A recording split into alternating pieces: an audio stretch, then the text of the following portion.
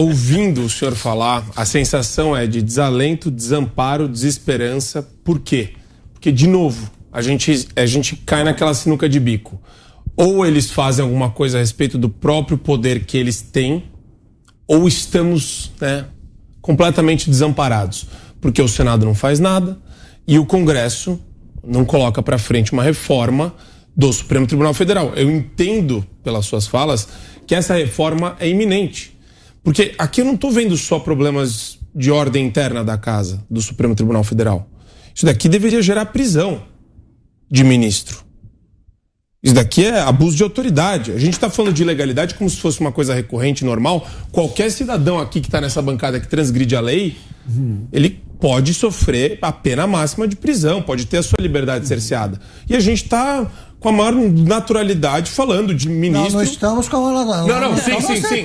Mas é que o meu ponto é esse. Nos debates públicos, o pessoal fala com a maior naturalidade como se não fosse uma violação da lei orgânica da magistratura. É uma defesa da democracia, com atos ditatoriais. E minha questão agora remete, inclusive, uma colega do senhor, a Ludmila Lins Grilo, que está sendo perseguida pelo CNJ agora. Eles fizeram uma inspeção logo depois do dia 7 de setembro, na vara dela, a pretexto de verificar questões que já tinham sido verificadas muito antes disso. Então, quer dizer, não sei se o senhor está a par do caso dela, que ela está sendo alvo também. E eu não vejo a associação dos magistrados, nem entidades de classe se pronunciarem a respeito disso. O caso da juíza Ludmila, conhecida nacionalmente, veja, o que diz a Constituição? É que é vedado, olha só, o vedado, sem nenhuma dúvida, é vedado a atividade político-partidária. Artigo 95 da Constituição. E tem mais umas coisinhas lá, olha, não pode passar para a sociedade de advogados, receber... nem seria necessário, é óbvio isso, Então, ao juiz ele é vedado a atividade político-partidária, nem a atividade política ele é vedado.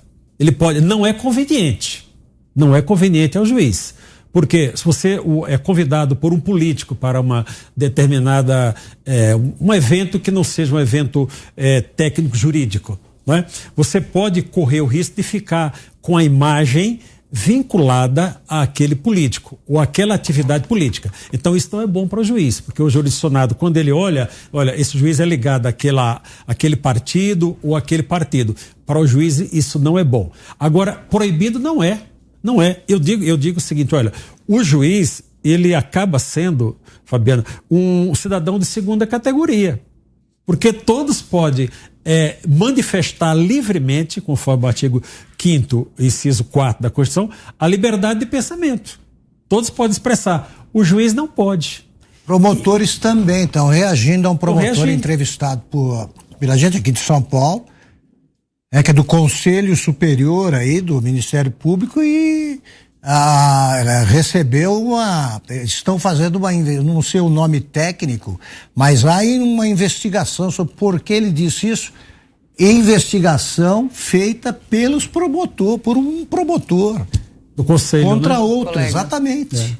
Bem, então para completar, corregedor do Conselho Nacional, Exatamente. Para completar, Marco Antônio, qual o problema do judiciário? O juiz é insatisfeito com a remuneração, o juiz é insatisfeito com a forma que ele é visto por uma culpa que ele absolutamente não tem, a responsabilidade é lá de cima, porque nós temos uma lei complementar que regula a vida do juiz, chamada Lei Complementar 35, que é de 1979. A Constituição já vai completar agora 34 anos.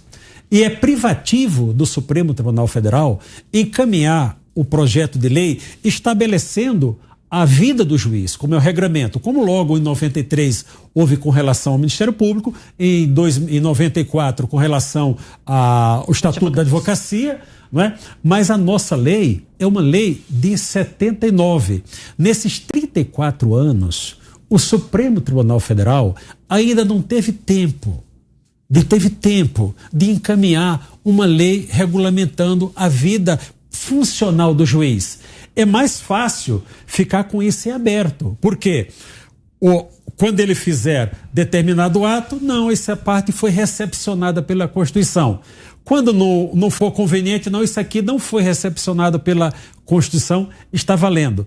Então, o caso da juíza Ludmila é um caso como esse. Ela não fez, a meu sentir, ela tem, digo já de público aqui, a juíza Ludmila, se estiver assistindo, tem a minha solidariedade total e absoluta. Não é? A forma como foi feita a correção, eu não sei quais foram os critérios que o novo corregedor do CNJ, que é o ministro Luiz Felipe Salomão, adotou para fazer aquela inspeção naquele dia. Eu vi palavra da própria juíza dizendo que os fatos a ela atribuídos são fatos antigos, que já passaram sob a análise, pelo menos pela vista dos corregedores anteriores e não foi tomada nenhuma providência. Por exemplo, o ministro Luiz Felipe Salomão, que é uma pessoa que eu gosto muito, viu, Luiz? Não fique com raiva de mim, eu continuo seu amigo, não é? Um dos primeiros atos que ele tomou lá no CNJ foi baixar um provimento regulamentando como deveria agir o juiz durante as eleições. E tem um artigo, salvo me engano, é o 6º ou 8º, que eu ri muito, que ele diz o seguinte: ao juiz não é permitido demitir-se, usou essa expressão, demitir-se do seu dever de atuar. Ora, então imagina, Serrão, o juiz eleitoral vai para uma zona eleitoral onde tem uma confusão qualquer, é colocada a ele a situação, eu sou o juiz, não, a situação aqui está tudo regular, mas ele não pode deixar de agir, porque se você deixar de agir, você está prevaricando. Pelo amor de Deus, o juiz não tem mais liberdade de analisar um caso concreto e dizer, ora, fundamentadamente, como determina a Constituição, isso aqui é passível de análise, levar para a delegacia ou não. Então, agora,